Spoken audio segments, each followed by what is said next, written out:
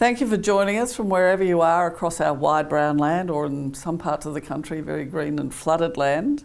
And at this point, I'd like to invite you to acknowledge the land you're meeting on, should you wish to do so. Tonight is an opportunity to hear from our President Andrew Fraser and our CEO Sunil Vohra about the developments, changes and successes of the year that was. We have a forum, as we usually do, at the end of the once we hear from Andrew and Sunil. So please send in your questions using the Q&A button on the bottom of your screen. And if I could ask you to put your name and your state, that would be terrific. The more questions, the better. I'd now like to introduce you to our President, Andrew Fraser. But before then, a short message, a short video from someone who you'll recognise about the successes of 2024. This is Motorsport in Australia.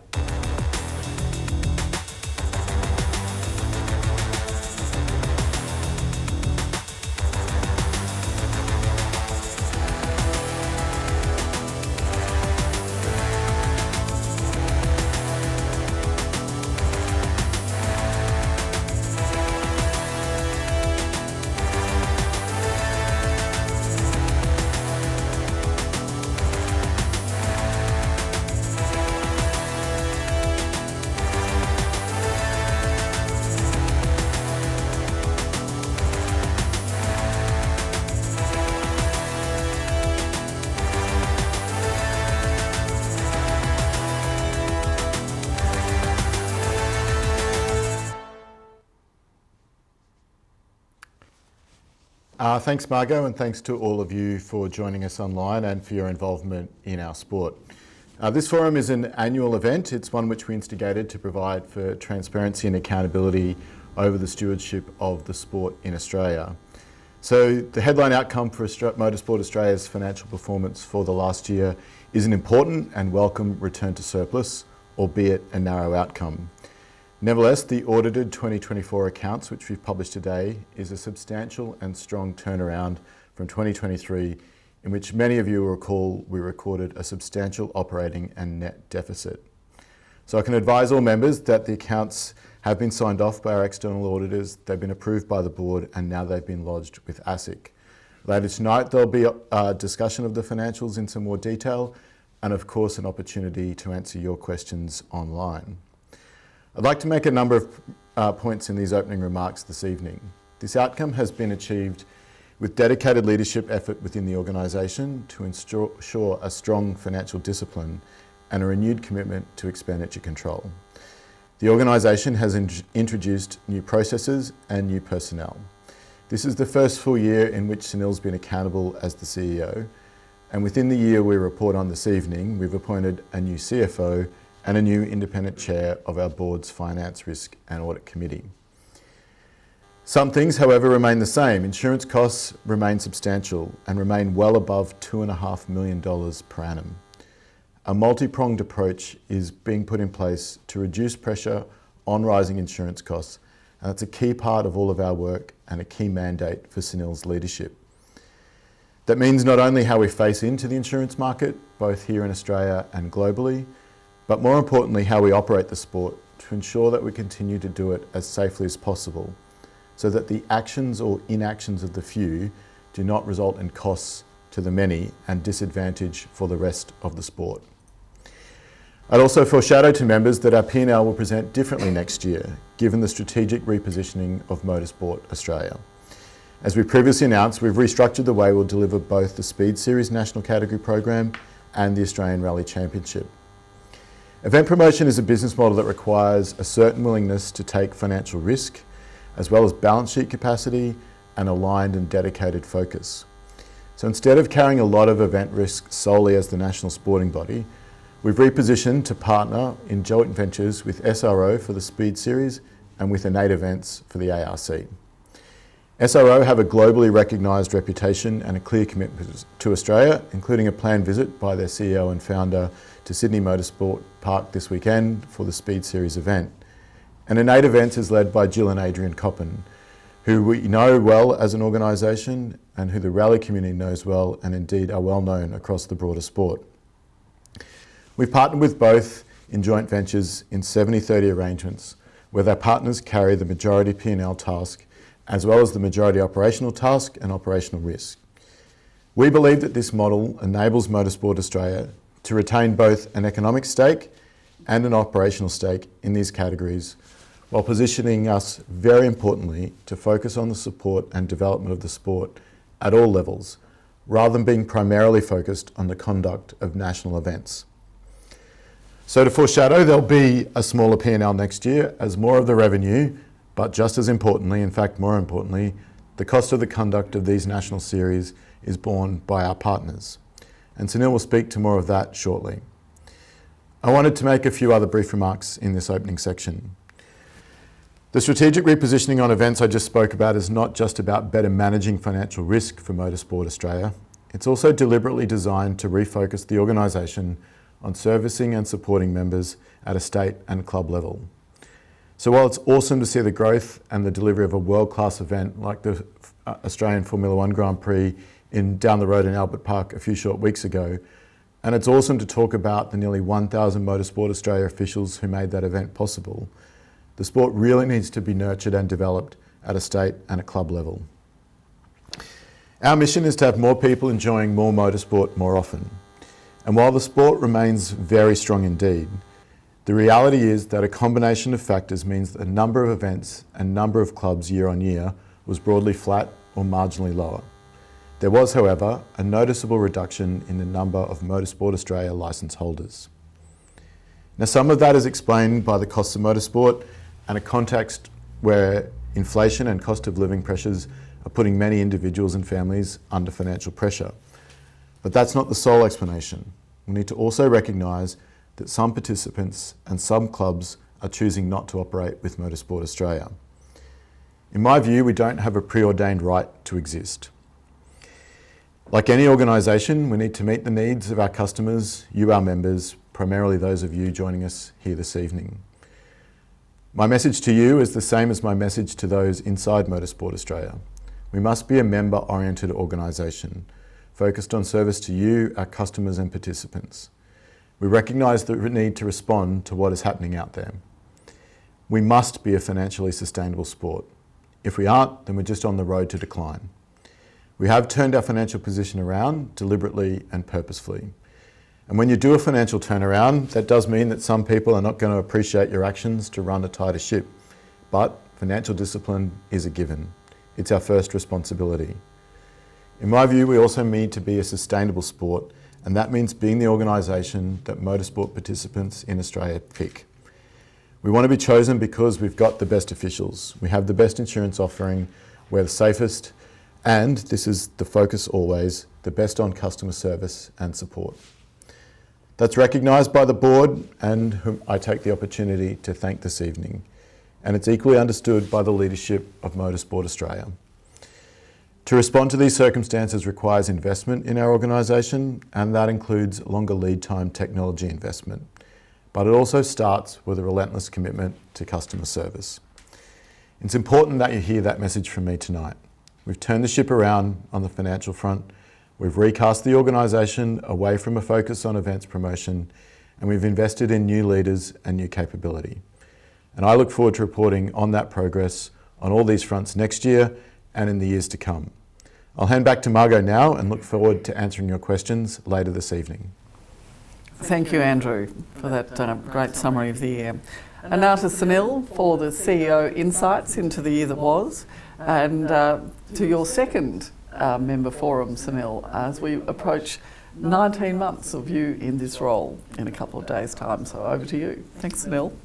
Thank you, Margot, and good evening, everybody. Yes, it is my second member forum, and it's my great pleasure to be able to speak to you about the 2024 financial result, given the significant turnaround story that we enabled over the course of the 24 financial year and the important milestone it was for us as Motorsport Australia and, as Andrew referenced, as part of the new leadership structure here within the organisation.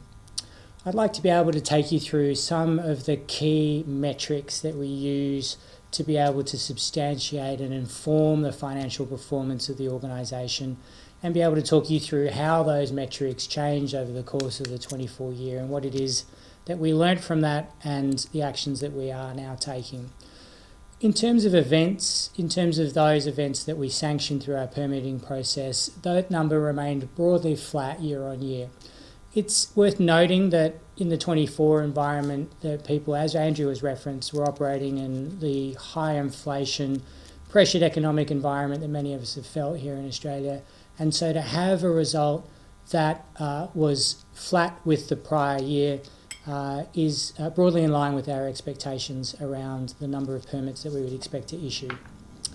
The next metric that's quite key relates specifically to participation and specifically to those of you who take licences with Motorsport Australia with the intent to participate in some form.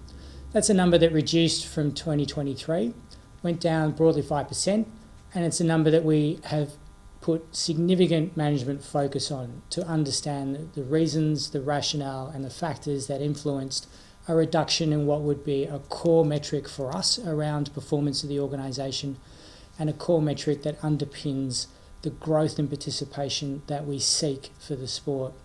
Very grateful to many of you who have offered really helpful and informed insights to the Motorsport Australia leadership team and the broader motorsport community. You've told us what it is about our propositions and our servicing model that's causing points of friction or tension and having people make decisions about what they choose to do and how it relates to their licence at Motorsport Australia. We're acting on that and hopefully you'll soon see that action coming to fruition and being part of the turnaround story for us to continue growth in licences and as part of our participation. In terms of affiliated clubs, that number remained broadly the same year on year and within the sort of expectations we would expect with the level of clubs dropping away for reasons and clubs coming to join us as part of their structures to attach to Motorsport Australia. And so there was a very small reduction there. We do understand the reasons why, but it's within the alignment of what we would expect over the course of a trading year. The officials number is one that we're pleased and proud to see continue to grow. The number of volunteer officials licensed by Motorsport Australia has consistently grown year on year, and over the course of the 2024 financial year, topped over 11,000 licensed officials connected to Motorsport Australia in some form. We've seen that number continue to increase this year as we're in 2025, and we know as we're speaking here tonight, that's just shy of 12,500 officials who are licensed as part of Motorsport Australia's structure. It's a great community. It's a community of people who get together and help support the sport of motorsport to happen every weekend in all its different forms. And it's made up of so many diverse members of the community who see this as a great way to come and participate in our great, fun, fantastic sport. Many of them are doing it as a hobby, many are doing it as part of community and connection to those around them, sharing a love and a passion for a sport they have a common interest in.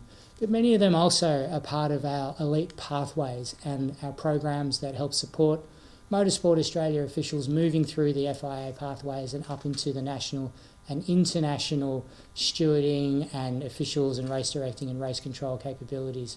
And many of you will know that our Motorsport Australia officials are well represented in the international motorsport community. And in fact, the current holder of the FIA Outstanding Official of the Year is Carol Armstrong, representing Australia, who was awarded that at the FIA prize giving towards the end of last year. As in all forms of motorsport, Motorsport Australia's officials punch above their weight on the international stage, and it's something that we're really pleased and proud of. And as we go through the course of this evening, you'll hear a little bit more about how it very much informs our focus now and into the future.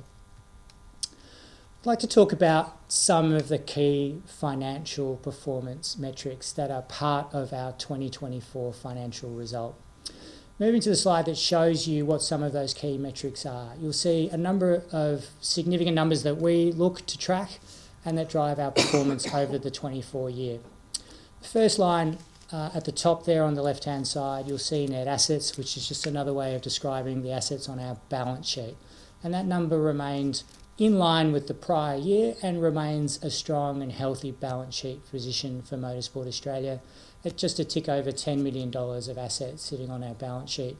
The majority of that is made up of the Motorsport Australia head office building that Motorsport Australia owns outright. It's where we're speaking to you from this evening, and it forms a core component of the balance sheet and the financial resilience that gives us as an organisation. Some of the other metrics that you'll see as part of our delivery and as part of our results for 2024 relate to the revenue and the expenses that were part of our 2024 financial result. So this is an interesting part of the story of 24, where revenue was significantly increased over the prior year at just a tick under $19 million of revenue. That was made up of a number of different components. It was made up of our core operating model revenue in terms of the services that we provide to the sport and to many of the events that take place around the country.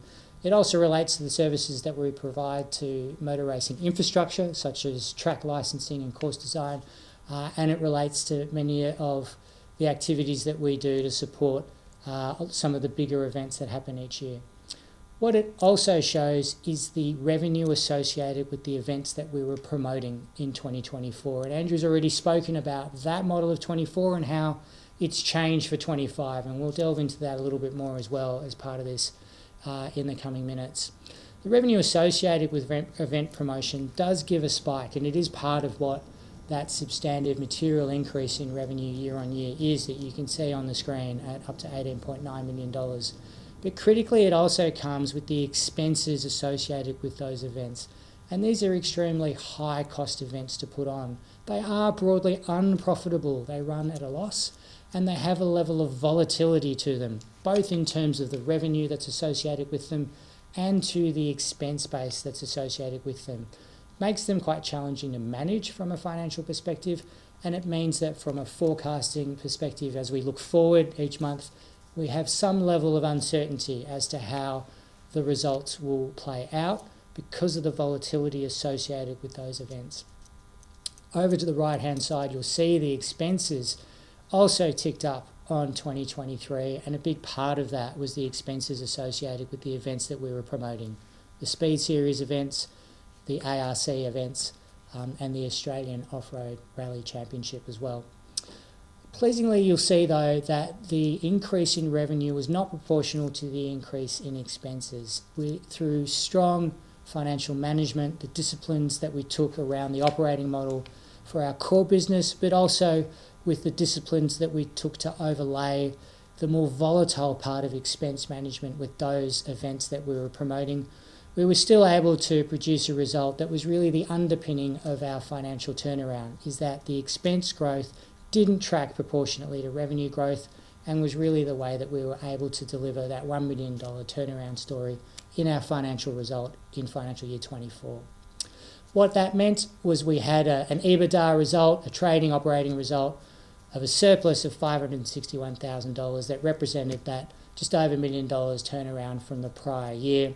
When you add in all the statutory expenses that we're obliged to do as part of our reporting, our surplus position was just on $16,000. So just a tick over a break-even position, one that the organisation knew was necessary, and one the organisation takes great pride in delivering to the sport. A surplus position for Motorsport Australia gives us a level of stability, it gives us a level of control, and it's required for us to have the ability to be able to support the sport as the recognised governing body in the way and the intent that we need to now and into the future. I'd like to spend a few minutes just giving you a little bit more insight into the makeup, particularly of the revenue number and to the expense number. This is consistent with how we've reported to you in prior years, and for those of you who have joined us in these member forums, it gives you a level of continuity in terms of some of the things that we've talked through in prior years and how they related to our 2024 result. So firstly, the revenue graph that you'll see on your screen now shows the big buckets or components that made up the revenue position for Motorsport Australia in 24. You'll see on the right-hand side about half of it related to motorsport-related income. It's a big bucket. There's lots of things in it. It relates to many of the services that we offer the sport, many of the activities that we do, but it also carried all that revenue associated with putting on events. And in a moment, we'll talk through the expenses that were associated with it. But it was about half overall of our revenue base. You'll also see a component approaching nearly 30% was revenue associated with licences. That did increase on the prior year. Some of those licence structures flowed through. And also around advertising and sponsorship, making up just on 9% of our revenue base. And that also grew on the prior year as many of our commercial partners deepened their relationship with us and some new partners joined us as part of attaching themselves to Motorsport Australia and to the broader motorsport community. Correspondingly, we'll talk to expenses now and what is the components or the big buckets of activity that made up our expense base. There's a couple of things worth highlighting here. Firstly, you'll see a quite significant component of expenses relating to event promotion, and the volatility that came with that was one that we were closely managing through the year. Very grateful to the effort of my colleagues here at Motorsport Australia and through our contractors and associates and friends and everyone who was part of delivering those events throughout 24. Everyone worked incredibly hard and diligently to control the expense structure to be able to try and give us a reasonable way of controlling what was an expensive way but a vital way for us to go racing in those events. We'll see also that staffing is a significant component of the Motorsport Australia expense base. It's just on a third of the costs associated with our operating model. That did increase on the prior year as we invested in key capabilities for the organisation. And many of you will have interacted with some of the new folks who joined us over the 2024 year. Many of you will know Charlie, who's now our new development manager, who's leading our development program, and a dedicated division we now have to be able to ease the pathways for people to come and join us in this fantastic sport of motorsport. Many of you will know through state and club level activity Bruce, our club and state competition manager. Many of you will also have met Mark, our new CFO, and Gabriella, our new General Counsel, Fiona, our new Grants and Funding Manager. These are all new roles that joined us over the course of 2024, and they're very much about us having capabilities that were key for our ability to operate effectively as a governing body and face more effectively into the sport and support you as members and participants in the sport. The other item I'll talk to just as part of the expense base here is of course insurance. It's been a continued and consistent component of our narrative and the expenses associated with it over the last few years. Those of you who may have been tracking this number going back a few years will know that in 2020, to give you a sense of proportionality, the total cost of insurance to Motorsport Australia was $600,000. 5 years later, the cost to Motorsport Australia is just on $2.6 million. It's an extraordinary increase in expense, and it's consistent with the global insurance markets, the volatility associated with those markets, and the increase that all of us have felt across different touch points into the insurance market, and motorsport is not immune to that. We've also had a significant impact to our premium structure from previous claims and from incidents that have happened that have drawn down on the claim structures associated with our insurance product.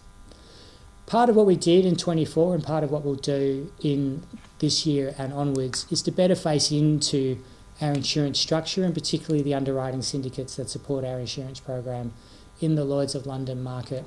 We were able to negotiate with the syndicates a slight reduction to our insurance premium in 24, and that small reduction was reflected through our result and made a small contribution to the $1 million turnaround.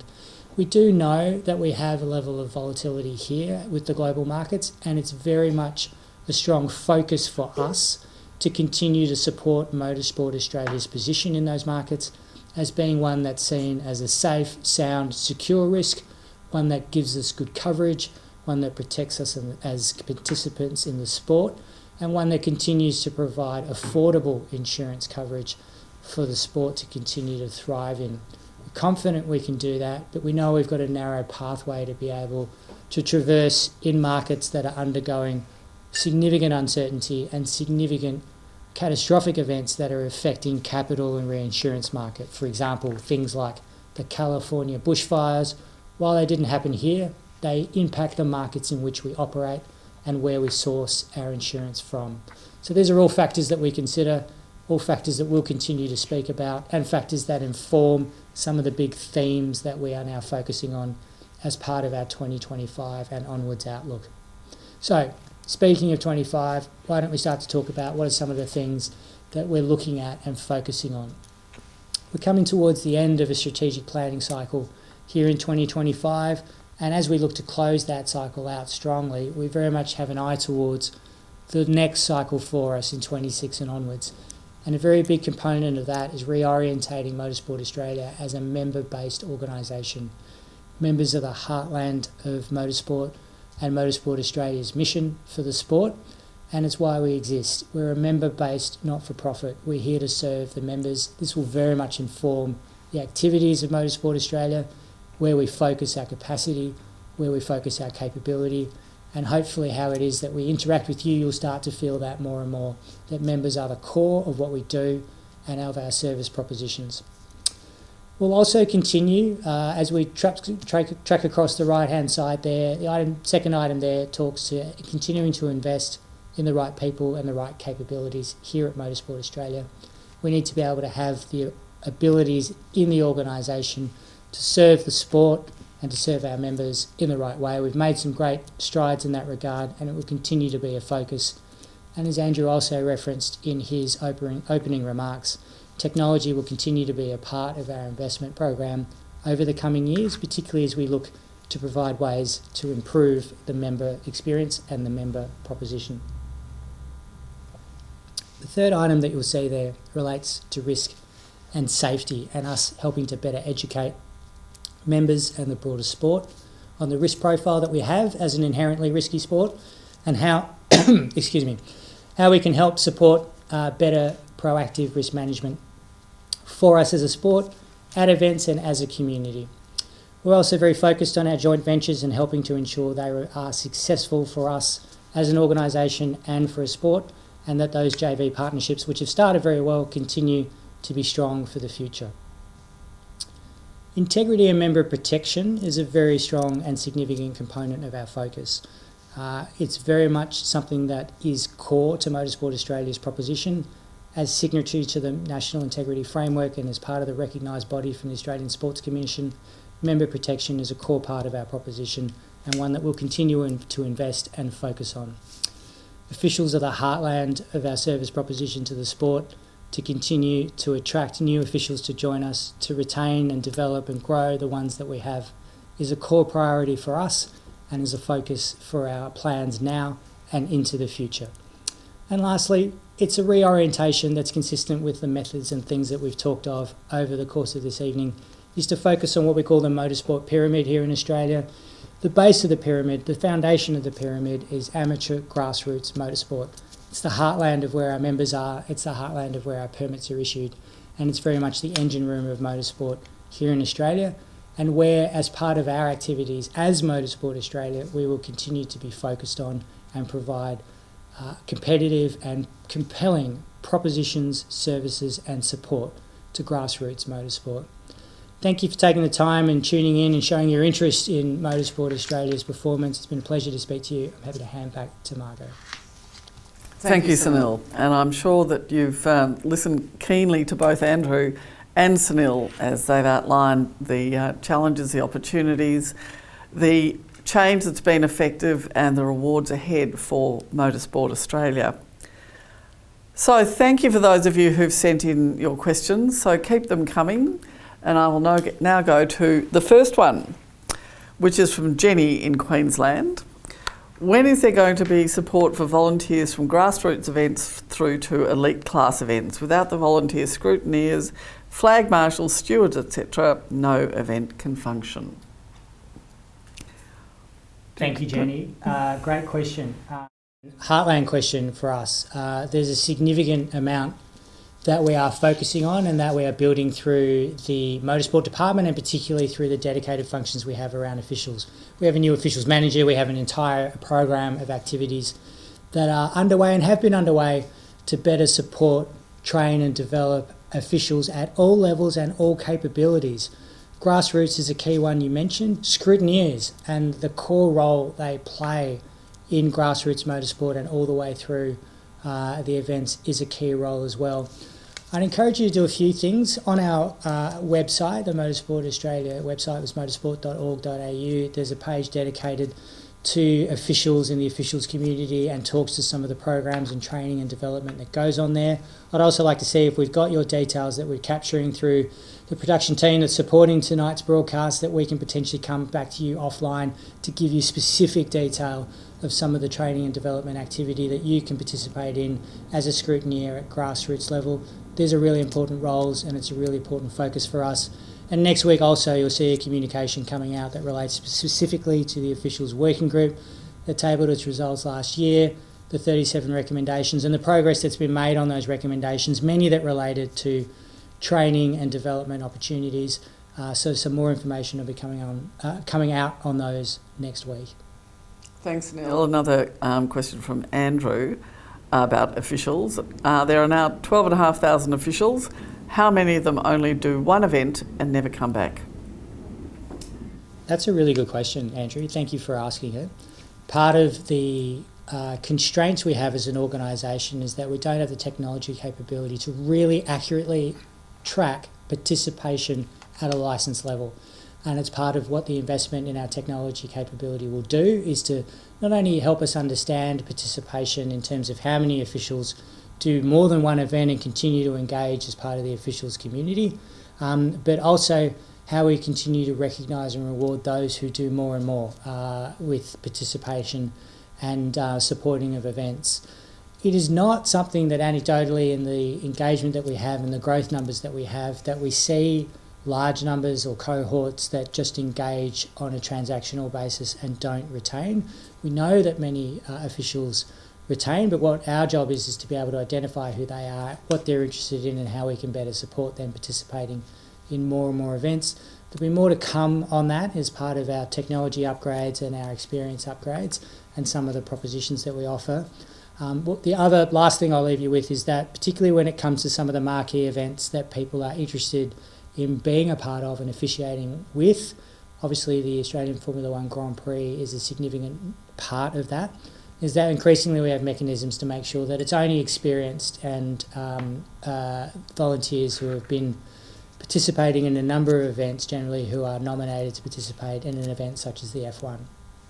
And maybe, Margot, I might just add a brief remark to that also, which is to the extent that someone comes along and tries out being an official and decides it's not for them, then that's fair enough. But for those of you who've done it many times, you know just how great the experience can be. But if the reason for the question is that there's experiences out there where people have come along to try for the first time and haven't been welcomed, or they haven't been encouraged, or they've been put in their place, in inverted commas, and not encouraged to return, then that's on us as a sport, that's on us as the leadership of the sport, but it's also on those people who are in those incumbent positions. So I know from going around the country to all different levels of motorsport that there's so many great officials who are there to mentor the next generation, to encourage people, to support people to get a chance, to get an opportunity to take the next step. But wherever we see people who are there preventing others getting the next opportunity, or hanging on to positions, or trying to lock people out of getting opportunity, then it's on all of us to call that out, to make sure that we are welcoming for everyone. Like all sports, there's an ageing profile. We've got an advantage where a whole heap of young people are now interested in motorsport that weren't 5 or 6 years ago. And we've got to capture that opportunity as a sport, and that means we've got to welcome people in. We've got to make sure if we've been doing something for 20 or 30 years, that we think about the time when it might come that we offer someone else that opportunity. So that's a real call out for everyone. It's not just our job at Motorsport Australia, it's the job of everyone who volunteers to provide that opportunity. And if we can all do that, then the sport will be better off in the long run. Thanks, Margot. Thanks, Andrew. And a question for you from Karen in Victoria. Does this mean, based on what was said before, you have nothing to do with Speed Series now? No, Karen, it doesn't. There's a couple of things to explain here. As we explained earlier, it's a 70-30 joint venture arrangement, so there is a majority ownership for both Speed Series and indeed the Australian Rally Championship. It's the same model with the partners who we're working with.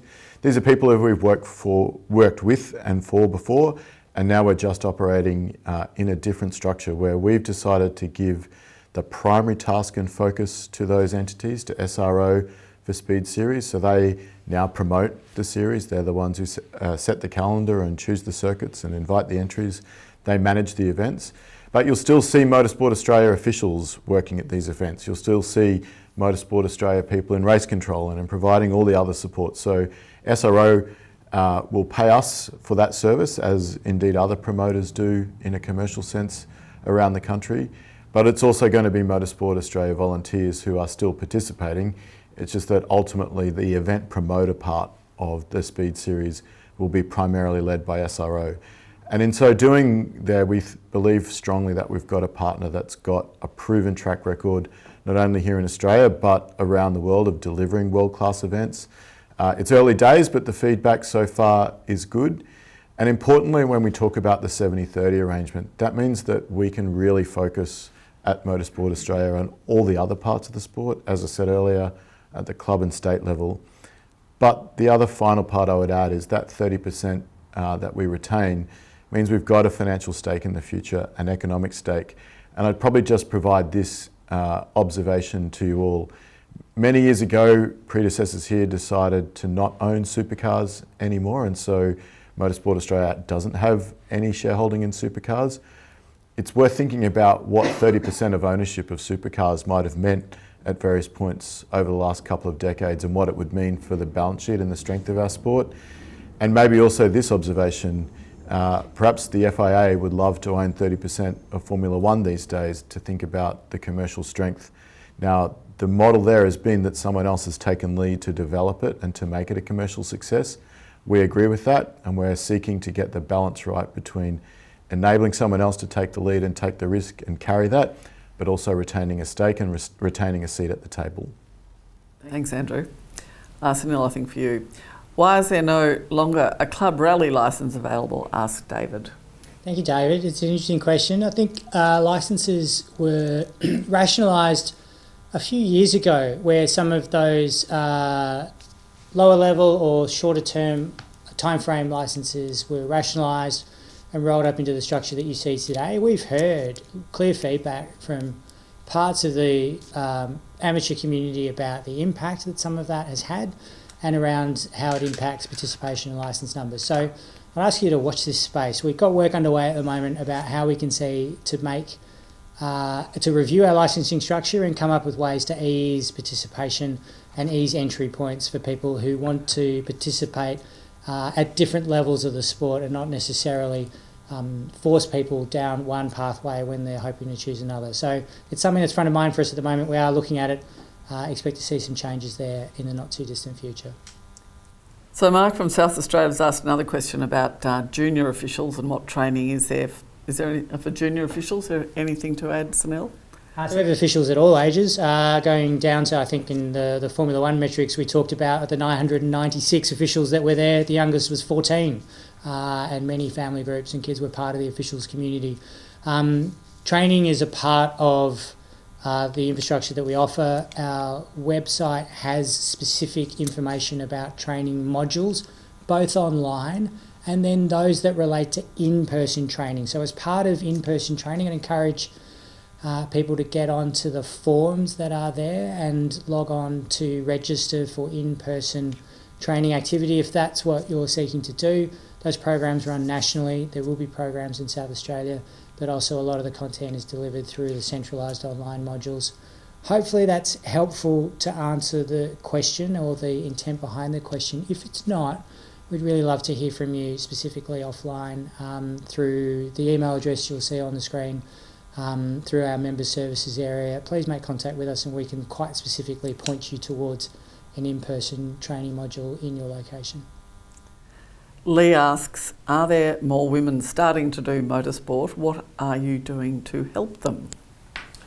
I might make a couple of remarks and then Sunil may add to it. So the answer is yes, there are increasing numbers of women joining into our sport, and that's a very good thing. Ultimately, we want to be a sport that welcomes everyone in, and here's the newsflash, women make up 51% of the population, so any idea that we shouldn't welcome women into motorsport is a little self-defeating and a little narrow for a sport like ours that wants to grow and welcome everybody into it. There's programs like FIA Girls on Track, which we've run here as Motorsport Australia with a range of commercial partners, which have proven hugely popular at many events, especially the Grand Prix. We see the outcome of the interest from younger women looking to participate in the sport. That's not just as drivers and not just out there on the track, but in a whole range of roles behind the scenes and in the conduct of motorsport. We've already seen people who've joined into that program go on to get jobs and to work and to have higher level involvement in motorsport around Australia. And so programs like that are especially important. As I said earlier, it's about making sure that we provide a welcoming environment and encourage people in, but Sunil might like to add further to that answer. Yeah, thank you, Andrew. Look, it's core to our mission around participation in bringing what have been traditionally underrepresented parts of the community into our sport. Andrew's referenced the FIA Girls on Track program. It's a FIA and international program that's run in many countries. It's well acknowledged that the Australian program is the biggest and most successful of any in the world, and many of our events are oversubscribed by the number of girls looking to show an interest in participating in those programs and seeing what is possible in the world of motorsport, whether it's activities around supporting racing or participation itself within the cars themselves. Interestingly enough, our new rally-based version of Girls on Track just launched this week, and was all the positions were taken within 24 hours, and that includes a driving component. Our Come and Try days, specifically those that are targeted for women-only Come and Try days, are proving to be very popular. It's a significant part of our focus that we encourage women to see a place for themselves in motorsport and to harness the interest that many now have in motorsport, that they can find a place for them in whatever form, whether it's participation, whether it's working, whether it's as a hobby, whether it's officiating, whether it's driving. The other last thing I'll leave you with is one of the new programs that we're rolling out through our development team. It's called the GOAL program, which is introducing motorsport as part of the STEM curriculum into primary school and early secondary school curriculums. I was really pleased to be part of the team that went to a primary school here in Melbourne as part of the launch in Grand Prix week. And in those co-ed classrooms, the engagement and the excitement of the girls to participate and absolutely trounce the boys was fantastic to see. And interestingly enough, the teachers talk about how fantastically engaged the students are in STEM-related activities, science, technology, engineering, mathematics, subjects, using motorsport as a conduit to do it. So there's lots afoot, lots happening. It's a significant priority now and for the future, is that we continue to make motorsport welcoming for women. Our next question is from Dave, which Andrew will answer. Are you still running Trophy Tour, or will that go to someone else? Thanks, Steve. I might start the answer and then Sunil might add to it. So the answer is that here again we're going to partner with people, with folks. So for instance, for the Trophy Tour event at Sydney Motorsport Park, the Australian Racing Drivers Club ARDC takes the lead on that. They're the people who run the track, and they saw this as an opportunity to convene an event that supports their own activities. And in different states, the opportunity will be there for different clubs and indeed for different state level events to host the Trophy Tour rounds. Ultimately, what we're trying to do here is provide an opportunity at the level below the Speed Series for other categories to be part of a tour program. And so again, this is about us trying to make sure that we don't try and run everything from Motorsport Australia headquarters in Canterbury Road, to make sure that we give the opportunity to those people closer to the coalface to do the front work and the lead work on making sure that sport can happen, and we support them rather than having to take the lead. I'll just add to that certainly Trophy Tour, and it's a different form perhaps from where we used to use the word Trophy Tour, consistent with the things that we've talked about this evening, as Andrew has outlined. It's not a promoted series from Motorsport Australia. It's very much helping to collaborate with tracks and clubs to be able to bring together calendars for that tier of racing, that categories that want to go racing and don't necessarily fit on those sort of national championship standards. The good thing is the volume of events that have been curated under that broad banner of the Motorsport Australia Trophy Tour. There's 21 state-level events happening all across the country, where categories can build a calendar across the year across those 21 state-level events and come and arrive as the sort of headline category at a state round, but also there were 6 big national championship events which look and feel like a national standard event, which formed also part of the trophy tour. So plenty of platforms in which categories can try and find a place to go racing and a way to form that calendar. Good learning this year, first year back doing this, and obviously for next year we've got a key role in helping facilitate the building of those calendars and the engagement with the different categories to make sure everyone has a secure and strong and known place to go racing in 2026. Our next question is from Chris in Queensland to Andrew. Why do officials require a working with children's check now? Thanks, Chris. And so this is one of the requirements that flows down from us being the national sporting organisation, which is recognised by the Australian Sports Commission. So that's the federal government agency that oversees and funds sport in Australia. And through the integrity requirements, which Sunil referenced earlier, which have been introduced over the last number of years, there's a whole range of rules and obligations that now sit upon national sporting organisations. Integrity matters that go to things like the conduct of wagering, sports betting on sports, and the need for protocols around that, to member protection.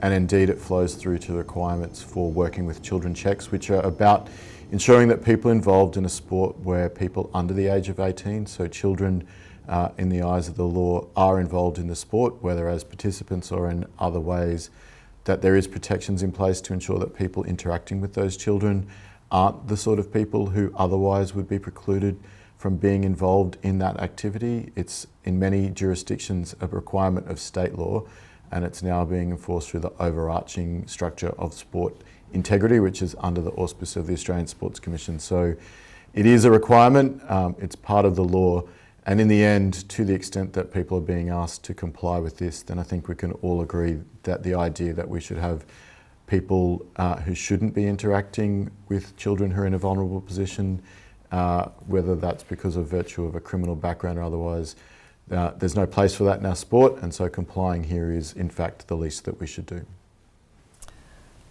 Michael asks Sunil, you mentioned your focus on club and state level activities. Where do you see historic motorsport sitting in this vision? Thank you, Michael. Historics are a significant part of the motorsport landscape, and the historics clubs and communities make up a significant component of particularly grassroots motorsport. We have a specific working group here at Motorsport Australia. It's not surprisingly called the Historics Working Group, and it's through a number of volunteers representing clubs and representing the historics community who come together to help tackle some of the issues, particularly around the evolving landscape on eligibility. What are the vehicles that now can be considered historics? How can they be eligible? And what are the standards and technical requirements that we have to ensure that when we go historics racing, we do it in a way that makes it as practically safe as it possibly can be, acknowledging that some of the period vehicles that go racing were from a period where safety standards were different. Cages, harnesses, seat structures, composition, all these things are different, and yet some of the historics still are very fast. So the Historics Working Group does do a lot of work in that regard to helping to support the historics community to be able to go racing, and it remains a significant component of the motorsport landscape. We know there's lots of fantastic cars sitting in sheds that people spend a lot of time and money continuing to remain viable race cars. We want to see them have a home to go racing with. So to answer your question, Michael, historics remain a high priority. We have dedicated infrastructure and teams focused on it, and continue to be that way for the future. Sunil, in your remarks you mentioned the tech solutions required for efficient management of member inquiries and etc. So this question from Ian, the online member portal can be slow to load and use. I was told it would be fixed, but it seems very slow and cumbersome. When will the portal experience be improved? Your comments are very fair, Ian. I think that would be my observation as well, is that it works, but it's not making or enabling the experience as good as it could be for a member. And for us inside the organisation, we'll talk about technology enabling good business outcomes or good outcomes for us in terms of our processes, and good outcomes in terms of how we interface or interact with you as licence holders or as organising clubs. Technology now that we have is a constraint in many of the things that we'd like to do for the future, in many of the things that we'd like to improve. So part of our roadmap is how we can invest to improve that technology. You'll see that we've returned a result that's pretty much a break-even result for 24. So the ability to invest is one that we're very conscious is difficult in the financial environment, and we focus on how is it that we can create the headroom to invest in that required technology enablement. It's something that's a focus this year, hoping you'll start to see as we get towards the end of this calendar year and into 2026 that what your experience, your digital experience of Motorsport Australia in all its forms, whether it's through the app or whether it's online, starts to improve because we've been able to invest and improve that back end.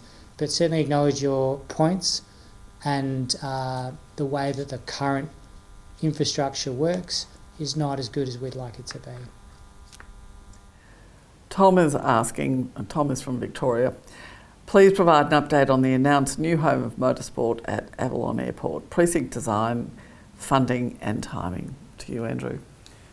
Thanks, Tom, and appreciate the interest. So for those who are not aware of this concept, there's been a process over a number of years to work with the Victorian Government to develop a proposal for a new circuit that would form the basis of a new home of Motorsport here in Victoria. The driver for that was the reality that is true here in Victoria and indeed around the country, where circuits which were built at a point have been crowded out by ongoing residential growth and development. And one of the drivers here was the mooted closure of Sandown as a motorsport precinct or as a motorsport event, as a place where motorsport could be held. That has obviously changed and been delayed somewhat from when the original driver for doing this work took place. Nevertheless, we did do work with the Victorian Government with their support to develop up a proposal and to cost that out, and that of course is work that's been submitted to the Victorian Government. It's obviously a well-known fact that priorities and circumstances can change for governments, and so we're not anticipating that the precinct is about to be funded in the near term, but I would observe that there is a Victorian election in the not too distant future, and our task as a sport is to make sure that that opportunity is before both sides of politics, to make sure that everyone understands the benefit that motorsport can provide, not just to the community of motorsport, but for the economics of any one place. And so right now, it is a project which is not about to be funded, or we don't anticipate it to be, but we continue to advocate for it on both sides of politics, as indeed we continue to advocate for new facilities and investment right around the country. The work's there, and so if there is an opportunity to get it funded through government or other means, then we'll take that opportunity, and if we ever get to that point, you can rest assured that you'll hear about it very, very quickly. Darren in New South Wales asks, I'll ask you to respond to this one, Sunil. As the president of HQ Racing New South Wales, our club is focused on getting new members to the club, but this is proving challenging in the current economic climate.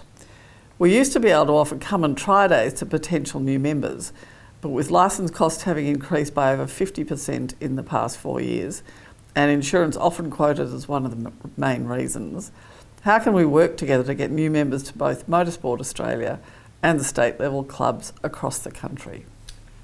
Thank you for the question, Darren, and greetings to everybody in the HQ racing community. It's a big community and it's a fantastic, spectacular form of racing.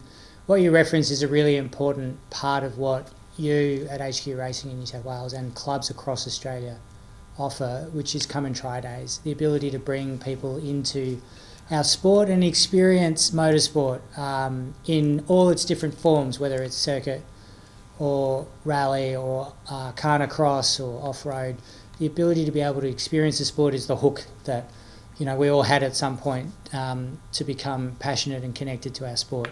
So the point you raised around affordability of that and the cost structure is a really valid one, and we've had that feedback and we really appreciate you giving it to us as well as part of tonight's member forum. We're working on this. We're working on the ability to create products and licensing structures that makes this easier and supports the good work that clubs like yours are doing across all the disciplines nationally to bring new people into the sport.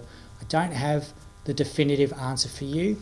We are definitely working on the ability to be able to offer a program and a license and a cost structure that makes this more accessible to people, and we hope to be able to communicate in detail with you as soon as we can about what form that takes, and perhaps talk to you specifically, Darren, about how you can utilise it in your come and try day structure. Thank you, Sunil. From Andrew, when will regional centres be included in the in-person training for officials? Hello, Andrew. Our training programs are expanding often, and we have had the last period where it's been very much driven as an online delivery format, but increasingly we're looking at ways to deliver events in regional centres as well as metro centres where people will come, whether it's at a weekend and there's specific events and specific training associated with them. Those are being planned now. There are recommendations as part of our officials working group and part of what you'll see communicated in the coming months ahead. I don't have a specific time frame for you. I do know it's being built and constructed and it is in focus.